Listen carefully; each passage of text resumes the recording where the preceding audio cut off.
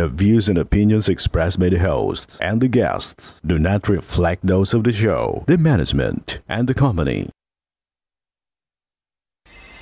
Nausahan ko dito, tamang oras mismo po ba ito? Martinez po ito. Action ang iba agad natin niya. Ora mismo. Tandaan nyo, ito yung dating airport.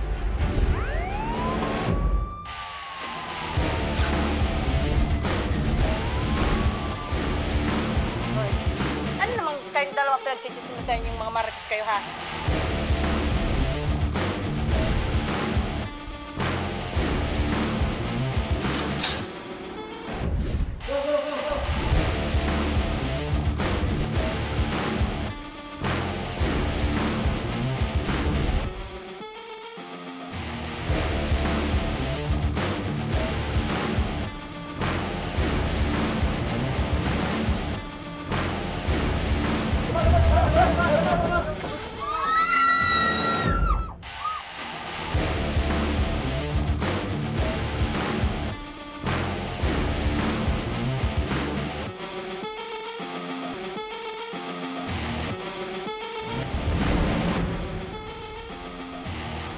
Magandang hapon sa inyo mga ka-aksyon. Live na live tayo ngayong araw ng Miyerkules at tuloy-tuloy ang ating pagbibigay ng serbisyo publiko. At live din tayong napapakinggan sa 90.3 Radyo Oragon Sorsogon, 88.3 sa Catanduanes, 90.7 Legazpi City.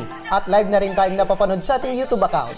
Napapanood din tayo sa Congress TV tuwing alas 7 hanggang alas 8 ng gabi, mula Lunes hanggang Biyernes sa Congress TV Digital Channel 15 sa Metro Manila, Channel 17.2 naman sa Albay at Camarines Sur, Channel 10 sa Masbate at Channel 62 sa GMA for the Backs. Eto mga ka-aksyon, kanina lamang partner ay naganap ang isang press con na pinangunahan ng Office of the Civil Defense Region 5 at ayon sa kanilang initial data, nakapagtala sila ng 147,990 population o 29,942 na pamilya mula sa 135 na barangay dito sa Bicol na apektado ng pag-uulan. Habang nasa 51 naman na individual ang total na nag-evacuate dito sa Albay. Habang suspendido na rin ang trabaho at klase sa 5 probinsya. Ito ang mula sa Masbate, Catanduanes, Albay, Sorsogon at Camarines Sur. Maliban lamang dyan sa probinsya ng Camarines Norte. Samantala, ayon kay Regional Director Yukot ng OCD Bicol, nasa 25,000 ang damages na naitala sa sektor ng agrikultura dito sa Bicol. At ayon sa Pag-asa, itong binabantayan natin na bagyong Dante ay nasa 800 kilometer dito sa East Southern Luzon. May dalitong hangin na 70 km per hour, bugso na 15 km per hour at inaasahan ng Pag-asa by darating na Biyernes ay makakalabas na ito ng Pilipinas o PAR, o Philippine Area of Responsibility. Habang itong binabantayan na LPA ay ganap ng isang bagyo na pinangalang Bagyong Emong. At inaasahan na ito pang isa pang LPA na nasa labas ng PAR o Philippine Area of Responsibility ay inaasahan within 24 hours ay mabubo bilang isang bagyo. Ayun. So, meron na mataan partner ang Pag-asa DOST na bagyo. Ito partner na tropical depression na binabantayan si Emong. Pakatapos ni Crising, ito na naman partner si Dante at etong si Emong. So, tinataya partner na sa mga susunod na mga araw, makakaranas din tayo ng magandang panahon. Magandang panahon. At ayon sa Pag-asa, baka bukas ay paunti-unti na lang na pag-ulan ang ating mararanasan. Ngunit ayon sa Pag-asa ay meron pang binabantayan na LPA, sinabi ko kanina, na inaasa na mabubo bila rin na isang bagyo. At kahit partner hindi nakabandera ang gale warning dito sa Kabikulan, ay pinapayuhan ng Pag-asa DOST at ng ating kaukulan ang mga maliliit na sasakyang pangdagat na wag na munang magpalaot sa gitna ng kadagatan. Kasi mas importante partner yung pagiging safe. Tama. At laging sumunod sa anumang payo ng otoridad. At siniguro naman ng OCD Bicol na handa ang lahat ng LGU dito sa Bicol in kaso na magkaroon man ng anuman na di inaasahang pangyayari partner. Emergency. At pinapaalala dun sa mga nakatira sa low-lying area, especially yung mga landslide. Yung mga landslide-prone areas. Nung nakarang araw, partner, yung Taysan dito sa lungsod ng Legazpi nakaranas ng landslide. Pero katuwang ang lokal na gobyerno ng Legazpi, ng probinsya ng Albay, katuwang dyan partner ang DPWH, mabilis na naaksyonan at ngayon ay passable na itong daanan dyan sa Taysan going here sa lungsod ng Legazpi. Yan. At dapat ready po tayo lahat. Mag-charge po tayo in case na magkaroon ng brownout. Ihanda po yung ating mga batteries, cellphone. Walang tatalo partner sa pagiging handa. Tama. Ayun. 24 hours. Eto naman partner, speaking of paghahanda, ang Ako Bicol Party List partner, eto, nakahanda din ang buong pwersa ng Ako Bicol Party List sa pangunguna ni Congressman Saldico bago pa man tumama ang hagupit ng Bagyong Dante sa Bicol Region. Inihanda na ng Ako Bicol Party List ang mga rubber boats at mga heavy equipment para sa mga posibleng rescue operations. Para sa update, makakausap natin sa kabilang linya ng telepono si Congressman Attorney Alfredo Pido Garbin Jr. ng Ako Bicol Party List. Magandang hapon po sa inyo, Congressman Pido. Good afternoon, Remy, and good afternoon sa lahat ng nanonood at nakikinig sa Tabang Ora mismo. Magandang hapon po. Opo, Congressman Pido, ano po yung ginagawang paghahanda po ng Ako Bicol Party List sa ating pong mga kababayan? Well, the usual thing, siyempre, pinapa-preposition natin yung mga equipments, and at the same time, including the food packs which we have coordinated sa ating mga line agencies, lalong-lalo na nandyan yung Department of Social Welfare and Development. Tama po kayo, yung mga rubber boats, and we closely coordinate with our frontliners upang ay makapaghanda ang ating publiko sa anumang sakuna. Remember, there's no substitute for preparation, and palagi nating inaano is that we should be resilient in all these calamities. But ito ginagawa natin matagal ng panahon since hindi wala pa tayo sa party list. Diyan nakilala ako Bicol in terms of preparation, relief, and rehabilitation effort.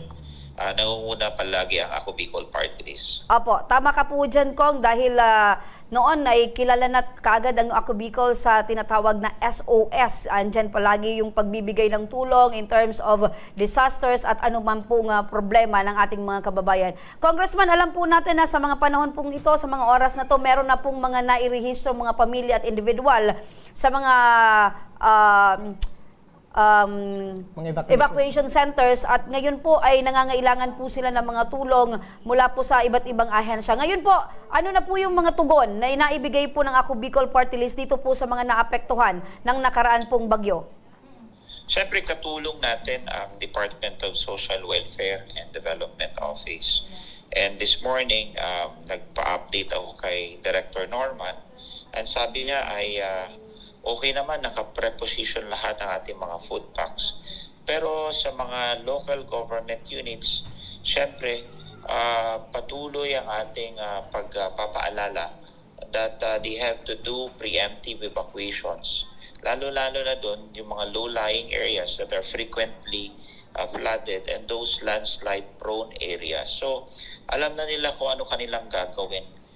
This is really effort not just of Ako Bicol Party List, but primarily yung mga barangay officials natin na kumbaga parte na sinumpaan nila sa kanilang tungkulin is to make their constituency safe, lalong-lalo na pagdating ng kalamidad at sakuna. Apo, so alam po namin, Kong, na anytime lagi po kayong handa din sa pagtulong. Where in fact, nakita po namin at nakarating po sa amin, ito pong nakaredy po ninyong private vehicle na ready din po itong kay Mayor Hisham. Sa Legazpi? Yeah, dito yan sa Legazpi dahil nakaantabay din po in case of emergency na kakailanganin po ng ating mga kababayan. Kaya with that po, Congressman Pido, kami po ay sumasaludo po sa inyo pong pagtulong sa ating mga kababayan.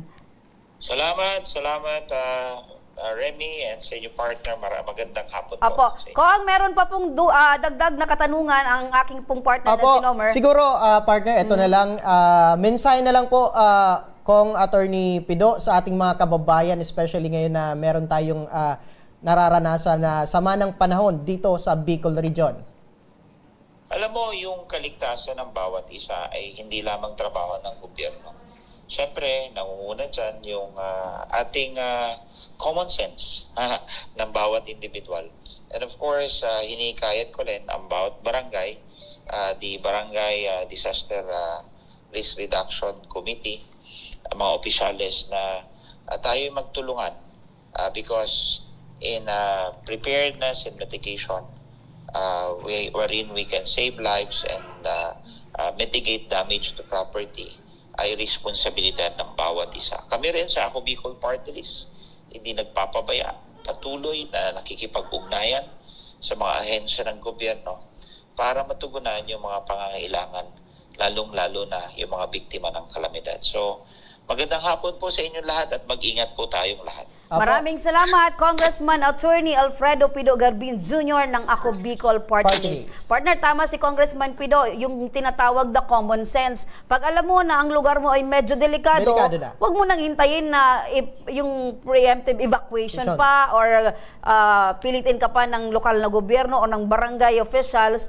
Sa tingin mo, yung lugar mo binabaha, medyo kunting ulan pa lang, talagang dapat binabantayan mo. At pag nakita mong tumataas na yung tubig, i-evacuate mo na yung pamilya, di ba? Kung nasa low-lying areas, nasa flooded areas, or doon ka sa laging landslide-prone area, then better to be ready at all times. Lalo na kung may kapamilya ka, mga maliliit na bata. May senior citizen, may buntis sa bahay nyo, or may kasama kang mga bata, yun, walang tatalo sa pagiging handa. Yung katulad ng nakaraang bagyo na talagang dahil sa taas ng baha ay talagang kahit yung mga response team ay nahihirapan na sa pag-rescue. Tama ka dyan, partner. At yung ano yan, yung pinakasunod sa atin dati pa ni Congressman Joey Salceda na zero casualty, partner. Yun dapat ang palaging iniisip natin na wag all the times na andyan yung otoridad, na andyan yung ating mga barangay official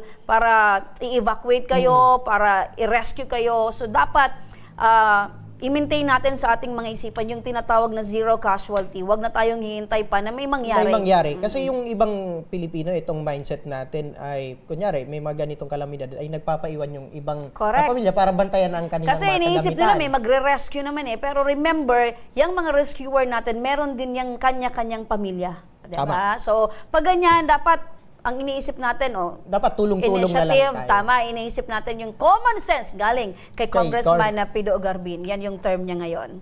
Yan. At partner, kanina ay kagabi pala, sunod-sunod yung pag-ulan. Pero yung karamihan dito sa mga daanan dito sa Legazpi, hindi na bumabaha. Yeah. Partner, alam mo kasi isa yan sa mga programa ng ating LGU sa pangunguna ni Mayor Pido, yung simula nang umupo siya hanggang ngayon na pinapatuloy yan ni Mayor Hisham, yung declogging, yung paglilinis ng mga drainage system. Sa tulong din yan ng Ako Bicol Party List, partner, ay talagang nakakatulong na mabawasan yung mga basura at the same time mabawasan yung pagbabaha sa lugar.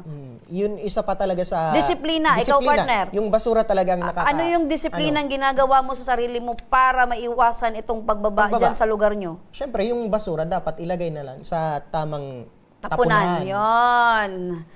Yun yung isa sa pinaka-factor talaga na nakakaharang sa daanan ng tubig. Tama ka dyan. Especially dyan sa Victory, talagang may barangay mo yan, partner, di ba? May drainage kilala yung Victory Village bilang maliit na barangay at kumpul-kumpul yung mga bahay, kaya kailangan talaga i-maintain yung kalinisan. Yan. Okay. Kaya salute din sa aming barangay official dyan kasi every month talaga ay naglilinis sila ng tinatawag namin na Tibo River. Tibo River. Kaya mga ka-action, kung kayo po ay nakakaranas ng matinding pagbaha sa inyong mga lugar o ang ilan sa inyo ay stranded na at nais humingi ng tulong, maaari lamang mag-iwan ng mensahe sa aming official Facebook page. Tabang Ora mismo. O di kaya naman ay maaari kayong tumawag sa aming hotline.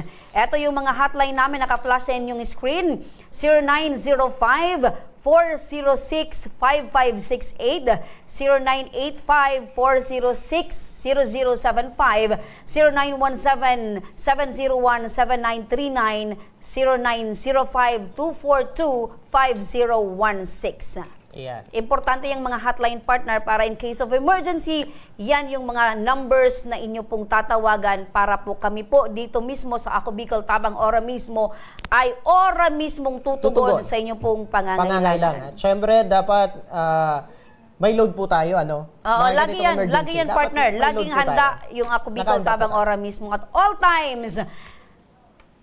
At sa pagbabalik ng Tabang Ora mismo, 18 pamilya sa Pulangi, Albay, kinakailangan ilikas dahil sa matinding pagbaha. Ang ora mismong pagtugon ng Ako Bicol Party List. Abangan mamaya.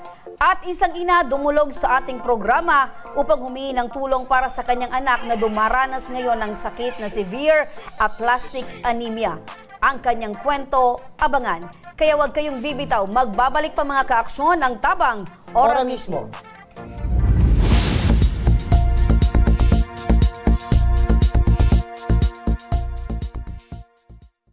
Marahin aldaw sa Indo Gabos. Ang aldaw na ini ay para sa Indo, para sa tuyang mga kababayang Bicolano na nangangaipuhan kan kalinga, asin manlain-lain na medikal na serbisyo. Ini po ang sa tuyang dalan para makapaghatod kan serbisyo maski gurano ini karayo o karani ang sa Indong kinamumugtakan. Ang Tarabangan Caravan ay saro pong inisyatibo kan Ako Bicol Party List na igwang layunin na darahon ang serbisyo medikal asin dental direkta sa saindong mga komunidad. Aram po niya to na daigabos may kakayahan o pagkakataon na makaduman sa ospital o klinika. Kaya't kami na po ang nagrarani sa Indo. Kaibahan ang matitibay na doktor, dentista, medical personnel, asin mga volunteer kan Ako Bicol Party List. Libre po gabos ang serbisyo medikal, dental, laboratory, asin mga bulong. Wala po kamo na dapat ihadit sa gastusin ta ini ay para sa indong kalusugan. Kaiba taman po ang sa tuyang programa ang libreng gupit asin masahe para sa satuyang mga kababayan. Maliban digdi, may local recruitment activity man kitang unyan. Ini po sarong biyaya para sa satuyang mga kababayan na nag-aanap kitrabaho. Sana po ay makatabang ini sa Indo.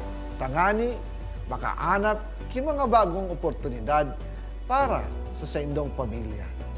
Mga kababayan, buya ko pong ipaabot sa Indo na ang Ako Bicol Party List permi yaon para sa Indo. Sadto, ngunyan asin sa maabot. Kami po ay padagos paglilingkod sa bawat Bicolano. Kami po ay nagpapasalamat sa saindong padagos na suporta.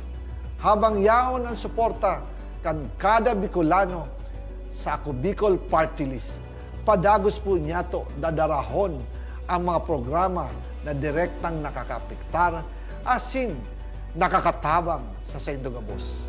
Sa giraray, dakulaw pasasalamat po sa indong pagtangkilig asin pagtitiwala naway padagos niya tong ipangadji ang mga kalusugan asin kaligtasan kang bawat saro. Padagos po kitang magtarabangan asin magkasararo para sa mas malusog asin masiglang Bicolandia. Nakulang salamat po asin marahin na aldaw sa Indo Gabos.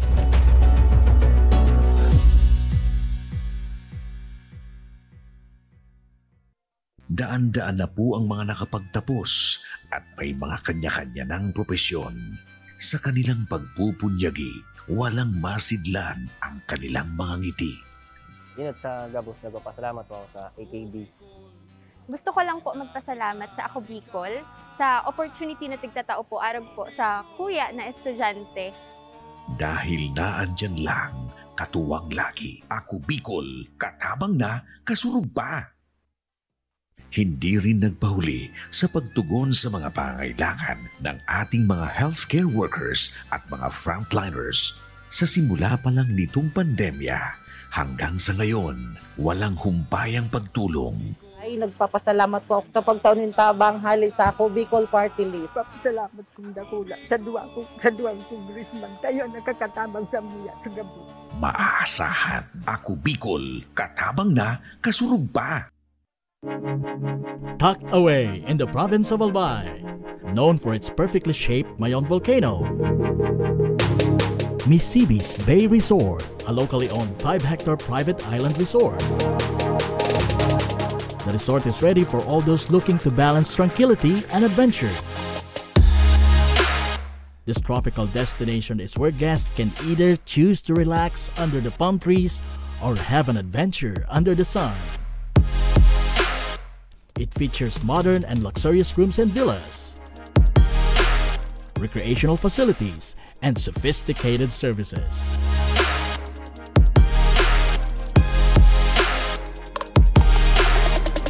Come and experience Misibis Bay Resort, your tropical island getaway.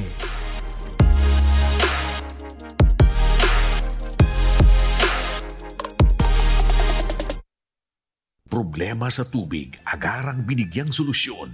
Nagpatayo ng mga solar-powered water supply system sa mga liblib na lugar. Libre, malinis at maaasahang supply ng tubig 24/7. Dakulaon ang pagpapasalamat niya mo. Dahil may ikamalilingan habang kami nabubuhay. Dakulaon nining tabang para sa gabos na tao digdi. Salamat po. Para sa ating mga kababayang nasa laylayan, Ako Bicol, katabang na, kasurug pa. Libo-libo na ang mga nabigyan ng tulong medikal. Bata, matanda, kahit sino man, lahat ng mga may karamdaman, may maaasahan.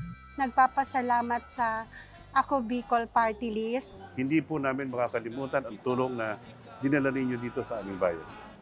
Maraming salamat po.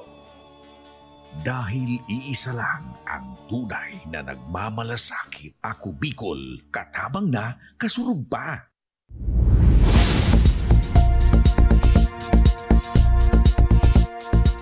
Nagbabalik ang tabang. Ora mismo. Ito mga kaaksyon dahil sa patuloy na pagbugso ng ulan dahil sa sanin ito ng pagkasira ng tulay sa barangay Tandarura, Ginubatan, Albay kahapon lamang bandang alas 6 ng gabi. Natatayang mahigit 100 pamilya sa barangay Tandarura ang apektado sa pagkasira ng tulay. Inaabisuan naman ang mga residente na hindi muna madadaanan ng lahat ng sasakyan ito. Kaya mag-iingat po tayo mga kaaksyon sa Ginubatan, Albay. Ayan. Alam mo partner, yung tulay dyan sa Tandarora, made in light materials talaga yan partner. Ilang taon na yung nakakaraan, talagang pag ilang bagyo na din yung dumaan, nasisira talaga yung tulay dyan partner. So palagi yung barangay gumagawa ng paraan, nagkakaroon sila partner ng bayanihan para mailagay or malagyan ulit ng tulay dyan sa nasabing lugar. So, every now and then, pag may bagyo, nasisira. So, laging nagre-request partner, tama, nagre-request yung barangay official ng pondo para dyan partner sa tulay na yan. Sana malagyan ng pondo para yung okay na nadaanan. Yung daan-daang pamilya din partner yung apektado dyan sa barangay na yan, dumadaan papunta pa sa kanilang mga bahay at palabas. So, ibig sabihin, talagang apektado sila. Malapit yan sa bulkan? Itong sa Tandarora? Yung river na yan, yung tulay na yan, partner, yung lahat ng mga volcanic materials, dumadaan dyan, partner, pag merong sama ng panahon. So, ibig sabihin, pag malakas ang ulan, yung tubig, talagang malakas yung ragasa. Yung lahar, talagang yung mga malaking bato, dyan, partner, dyan talaga bumubuhos.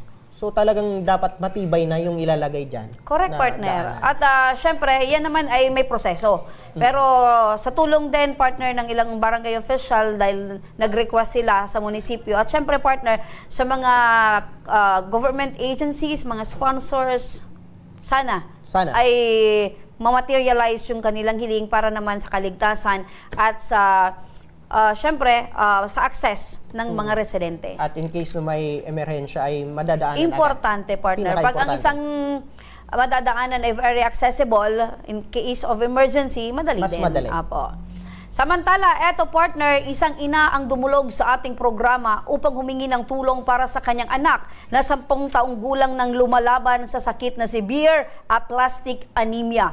Ang panawagan ni Nanay Jeneline, panoorin po natin ito.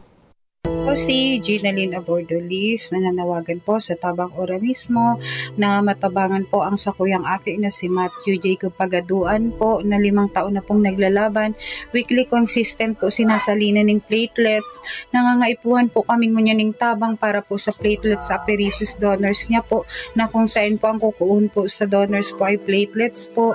Sana po matabangan po nindo ang aki ko. Yan mga kaaksyon, ang panawagan ng isang ina patungkol sa karamdaman ng kanyang anak. Para sa detalye ng hinaing, makakausap natin si Nanay Jeneline Abordolis, ang ina ni Matthew. Magandang hapon po, Nanay. Hello po, magandang hapon po. Apo, Nanay, kumusta po ngayon ang kalagayan po ninyo? At syempre, ang pinaka-importante po naming marinig, yung kalagayan po ng inyong anak na si Matthew. Kumusta po siya? Papunta po kami ngayon ng BMC Naga, mag-a-admit po siya kasi po mababa na naman po ang platelets po, may bleeding din po. Ayun, so ngayon po ay nasa biyahe na po ba kayo? Opo. Ayun, so papunta po kayo ng BMC dahil bumaba po yung platelets ng bata. Opo, weekly po. Weekly po talaga kaulangan salinan. Opo. So kailan po na-diagnose ng sakit na anemia ito pong si Matthew? Pandemic po, 2020. 2020, so more than 4 years na din po na iniinda ni Matthew ito pong sakit niya? Opo. Opo. Ano po yung madalas na epekto nitong sakit po ni Matthew sa kanya po, na ito pong anemia? Yung sakit po kasi ni Jacob, hindi lang po siya talagang anemia, talagang sa bone marrow po yung sakit, bone marrow failure po. Hindi na po gumagana. 5% na lang po yung nagpo-produce ng bone marrow niya. Kaya po, kapag kailangan po talagang salinan po siya weekly ng platelets po. Ang tangi po talagang, pansamantala lang pong kagamutan po yung salin niya. Ang kailangan niya po talaga ay bone marrow transplant po. Opo. Matanong ko lang, Nay, sa inyo pong pamilya, ito lang po bang anak nyo ang meron ganitong uri ng sakit po? Opo, siya lang po. Opo. Sa tingin niyo po, Nay, bakit po nagkaroon ng ganitong uri ng sakit si Matthew? Hindi pa din po nila Dok matukoy kung ano po, kung saan po nanggaling. Pwede daw po sa chemical, sa mga gamot daw po na ini-inject, na trigger ang bone marrow. Opo, nung ipinanganak niyo po ba si Matthew, nag-undergo po ng newborn screening? Opo, positive po siya sa G6PD po. Ayun, so meaning to say, pakapanganak pa lang po ninyo, alam na po ninyo na meron pong sakit, ito pong si Matthew. Opo, pero healthy naman po siyang lumaki. Opo, sa awa ng Diyos, healthy lumaki, kaya lang talagang lumabas pa rin po yung sakit po na niya. Ano po, Nay? Nay, si Mr. po, kumusta, ano po yung trabaho? Nasa Maynila po. Dati po kami sa Maynila nagpabulong, naglipat na po kami dito. May ano na po sa BMC. Ako na po si dati niya pong doktor sa hali po sa Maynila. Ay, opo. Ano po yung trabaho ni Mr. sa Maynila, Nay? Driver po. Driver. So, sa pagiging driver, talagang medyo hindi po sapat sa pangangailangan po. Lalo na ngayon po, weekly po kami sa hospital. Lalo na ngayon pong meron pong sakit ang anak po ninyo. Ano, Nay? So, paano po ninyo, Nay, natutustusan yung gamutan, yung pang-araw-araw po niyang iniinom na gamot?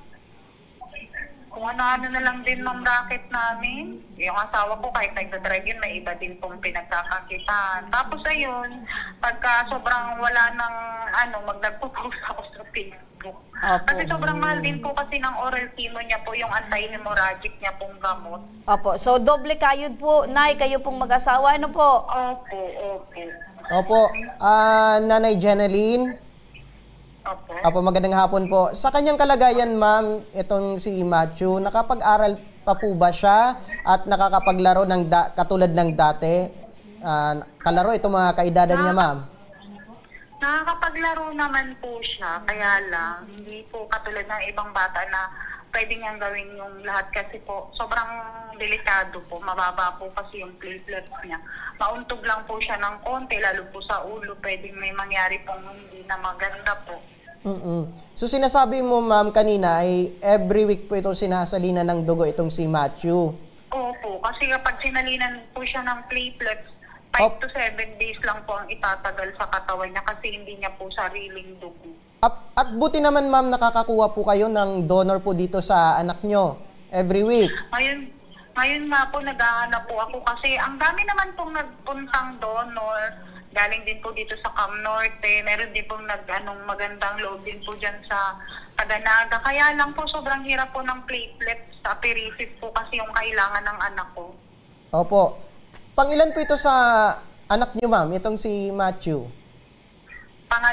Pangalawa po, 3 po sila. 3. Yung okay naman yung 2 ma'am na anak nyo? Okay naman po, wala naman pong ibang sakit.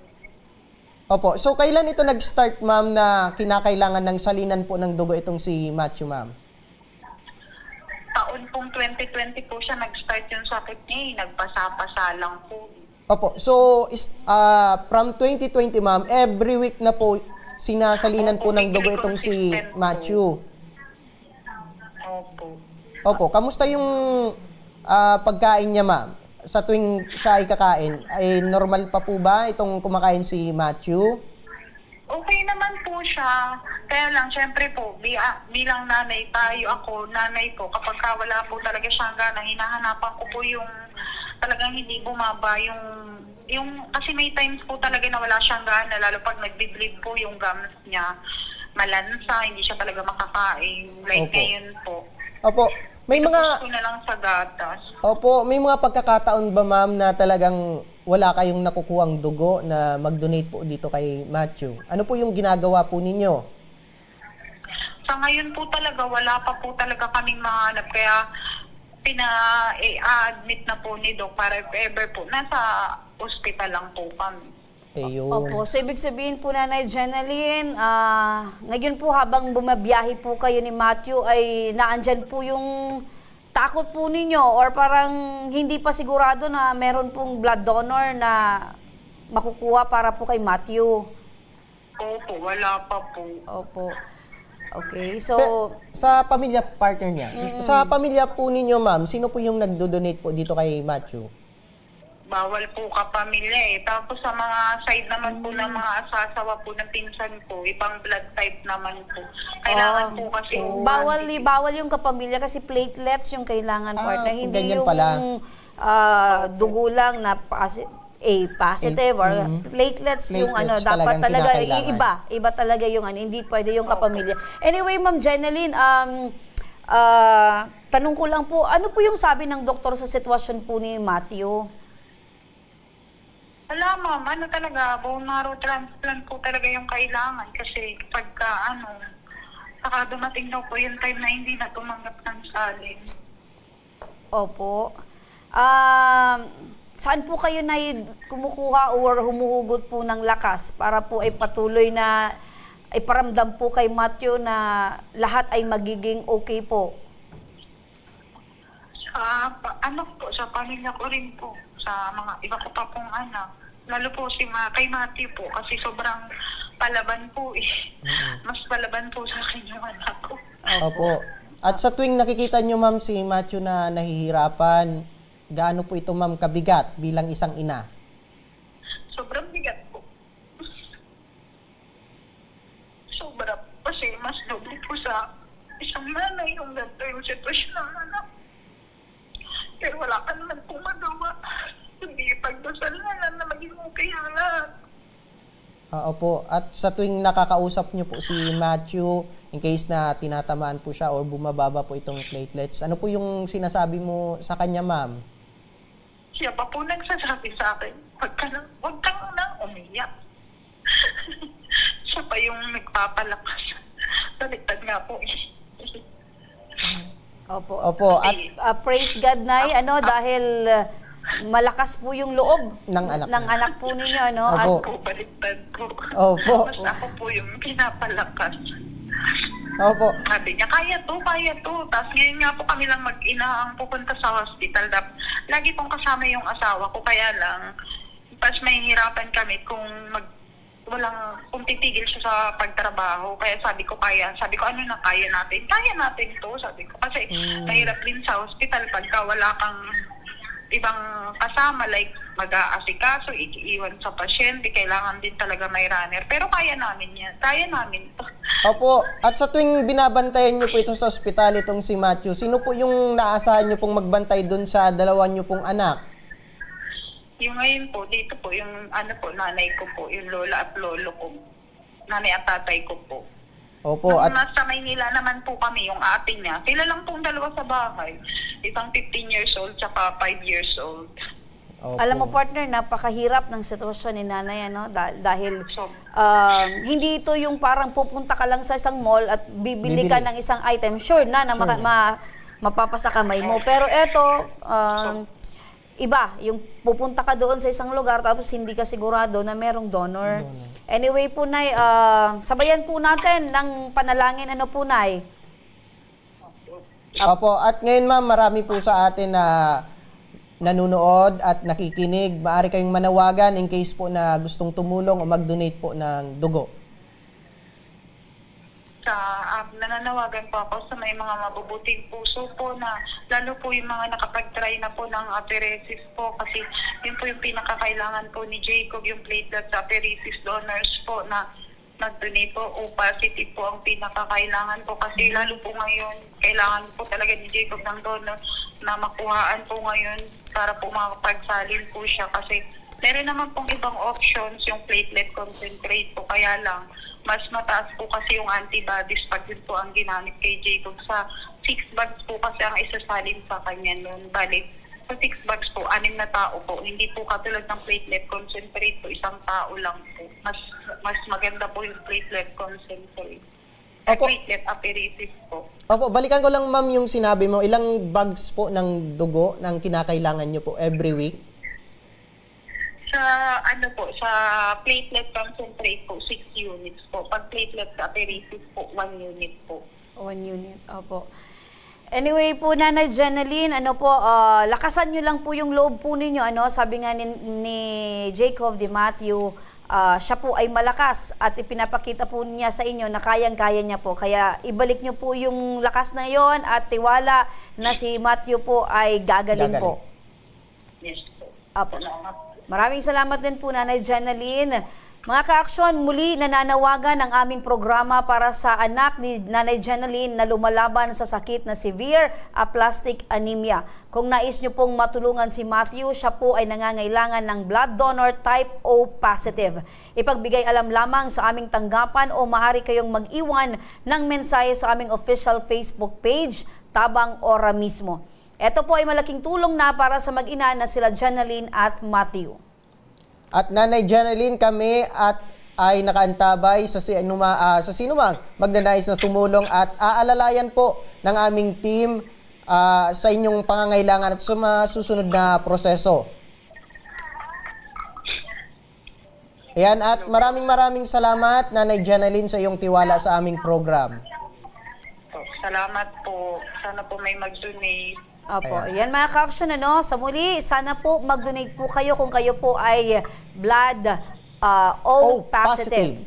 Muli mga ka-aksyon, para sa ating kaalaman, nakahanda ang Ako Bicol Party List mula sa epekto ng Bagyong Dante para sa sumaklolo sa mga kababayan nating mga albayano. Nakastandby na ang kanilang 9 na truck at 16 na rubber boats na maaring gamitin sa mga rescue operations. At sa mga nagnanais na humingi ng tulong o rescue, maaari lamang na mag-iwan ng mensahe sa aming official Facebook page, Tabang Ora mismo. O di kaya naman ay maaari kayong tumawag sa aming hotline 0905-242-5016, 0985-406-5568, 0985-406-0075 at 0917-701-7939. Ayan, naka-flash po mga ka-aksyon sa inyong mga screen. Ayan. So, syempre partner, lagi tayong mantabay sa mga weather update na ibinibigay ng ating otoridad ng Pag-asa DOST. So, sa ganitong mga panahon, laging dapat na ang inyong mga radyo, kung dati yan nasa gilid, nasa tabi, ngayon ay malaki ang pakinabang niyan, partner. Alam mo, partner, ngayong mga panahon ito, dati, medyo yung mga kababayan natin, medyo naano sila sa mga pakikinig ng radyo, panunood ng TV dahil masyadong busy sila sa social media. Tama. Facebook and so on and so forth. Pero ngayon, importante yung ating kaalaman. Dapat updated po tayo sa mga nangyayari at mangyayari sa ating kapaligiran, lalo na ngayong meron tayong binabantayang sama ng loob. Sama ng panahon, partner. At dahil dyan sa sinasabi mo, partner, na... Masama yung loob mo, partner? Hindi naman, partner. Okay. Masaya ako, partner. Yung loob ko para doon sa mga kababayan nating apektado. Diba? Siyempre kasi... tayo maswerte dahil hindi tayo dinaraanan ng mga malakas na bagyo, itong pagbabaha, pero yung mga kababayan natin ngayon nangangailangan sila ng tulong, especially itong beddings, partner, doon sa mga resettlement areas, evacuation areas, importante, partner, sa kanila yung mga tulong mula sa ating mga kababayan. Buti na lang may Ako Bicol Party List. Tama. At maisingit ko lang, partner, in terms, sinabi mo na update, lalo na sa ating mga kababayan na umaasa sa online, maging vigilante po tayo. Iwasan natin ang mga fake news. Merong mga vlogger dyan, hindi ko linalahat, yung mga nagpo-post sa social media na patungkol sa weather update, pero hindi naman yun talaga lihitimo. So, make it sure na ang inyo pong sinusundan, na pina-follow ng mga page ay reliable source. Alright? So, eto, mga ka-action, para sa weather update, nasa kabilang linya ng ating telepono si Dominic Triumphante, ang weather specialist ng Pag-asa DOST. Magandang hapon po sa inyo, Sir Dominic. Yes po, good afternoon po sa ating lahat at sa ating mga tagapakinig. Ngayon na Merkules, July 23, 2025, yung binabantayan po natin na dalawang bagyo na nasa loob ng Philippine Area of Responsibility. Ang una po ay ang bagyong Dante. Ito ay nasa layong 900 kilometers east of extreme northern Luzon.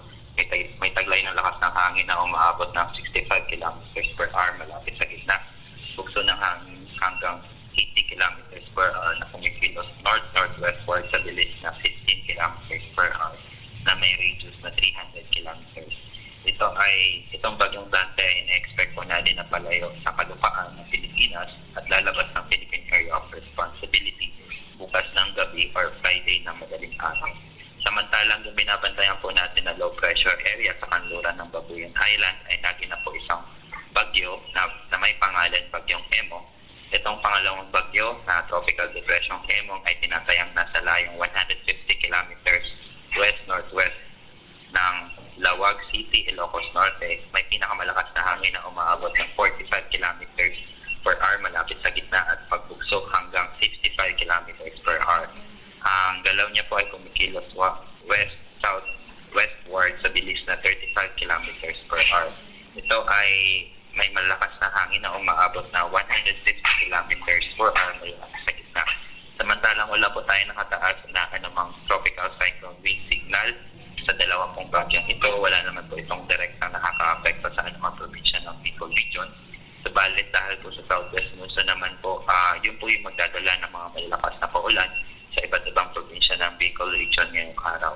Ina-expect po natin na ang mga paulan dito ay possible umabot ng 50 to 100 millimeters of rain sa probinsya ng Masbate, Sorsogon, Albay, Camarines Sur at Catanduanes.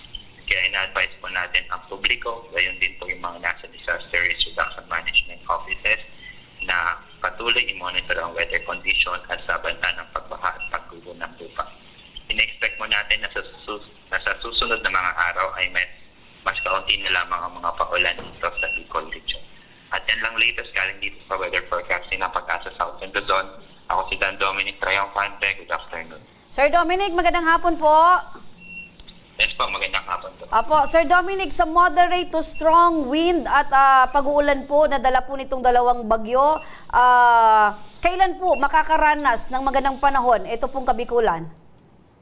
Yes po, sa ngayong araw, mayroon pa po tayong na-expect ng mga paulan, 50 to 100 millimeters of rain sa almost lahat ng probinsya dito sa region.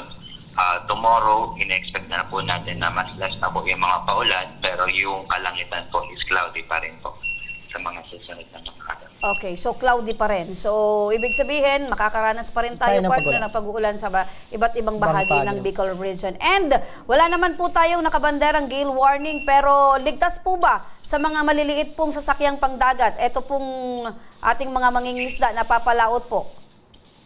Sa ngayon po, wala po tayo nakasaas na anumang gale warning sa Pilipinas. Subalit, ang pag-alon po natin ay umaabot ng moderate to strong na pag-alon. Kaya pinapag-ingat po natin na yung mga maliliit na sasakyang pandagat, umiwas muna po sa pagpapalaon. Opo, sir, maliban po dito sa dalawang bagyo na binabantayan ng Pag-asa, ano pa yung binabantayan po natin na sama ng panahon sa labas ng Philippine Area of Responsibility?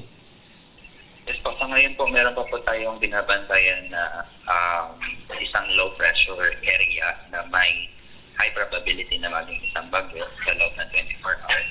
Ito ay namataan siya lang 2,346 kilometers east ng Eastern Visayas. Actually, sa labas pa po siya ng Philippine Area of Responsibility. At ang galaw niya po ay paakyat, pahilaga. At ina-expect po natin na hindi po siya papasok sa Philippine Area of Responsibility kahit maginas po siya isang bagyo. Ayun, buti naman at hindi papasok sa Philippine Area of Responsibility. Parang naghahabulan itong mga bagyo, mga tropical depression. Anyway, maraming salamat po, Sir Dominic Triomfante, ang weather specialist ng Pag-asa DOST. Yes po, salamat po. Maraming salamat. Ayan, partner. Isang sunod-sunod partner. Krising, Dante, Emong at... Isa pa. Malayo pa sa number. Yung sabi mo, partner, na nasa E pa lang tayo. Oo, letter E, Emong. Sunod F. Pwede. Fernando. At yan mga ka-aksyon, ang mga reklamong ora mismong binigyang aksyon at tugon ngayong hapon. At para sa mga nagnanais na humingi ng tulong sa aming programa, panoorin po natin ito.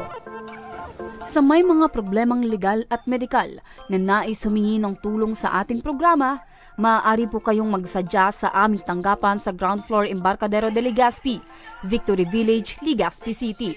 Bukas po ang aming tanggapan mula Lunes hanggang Sabado, alas 8 ng umaga hanggang alas 5 ng hapon. Sa mga nasa Metro Manila naman po at kalapit na lugar, maaari po kayong humingi ng tulong sa Action Call Center sa North Wing ng Batasang Pambansa. Magpunta lamang po kayo tuwing araw ng Lunes alas 8 ng umaga hanggang alauna ng hapon. Maaari na rin po kayong magtungo sa Tabang Ora mismo Satellite Office sa Camarines Norte sa Provincial Capitol Building, Barangay 3, Daet, Camarines Norte. At para naman sa mga taga Camarines Sur, maaari na rin kayong dumulog sa Zone 2, Tagungtong, Goa, Camarines Sur. Bukas po ang aming tanggapan mula Lunes hanggang Biyernes, alas 8 ng umaga hanggang alas 4 ng hapon. Maaari din kayo magpadala ng mensahe sa aming official Facebook page na Tabang Ora mismo. Kahit anong reklamo ay amin pong tinatanggap. Huwag niyo rin pong kalimutang i-follow ang aming mga official social media account sa aming Facebook account, YouTube at TikTok account, Tabang Ora mismo. Action ko patuloy na magsisilbi. Action po sa mga... Hanggang bukas mga ka-aksyon, sama-sama pa rin nating aksyonan ang mga problemang medikal at legal. Ako po, si Nomer Corporal. Ito ang programang May Paninindigan, tutugon sa inyong pangangailangan. Ako naman po, si Remy Araneta Mindones. Magandang hapon at salamat. At ito ang Tabang Ora mismo. Ko sa mga nangangailangan, action ko lahat ay dadamayan. Noon at ngayon tayo'y sinamahan. Action ko patuloy na magsisilbi. Action ko sa mga nangangailangan. Action ko lahat ay dadamayan. Noon at ngayon tayo'y sinamahan. Action ko patuloy na magsisilbi. Isang masipag na pilantropo, sa hirap at ginawa kasama mo. Malapit ang puso sa mga natutulungan, may aksyon lagi sa nangangailangan ng idol na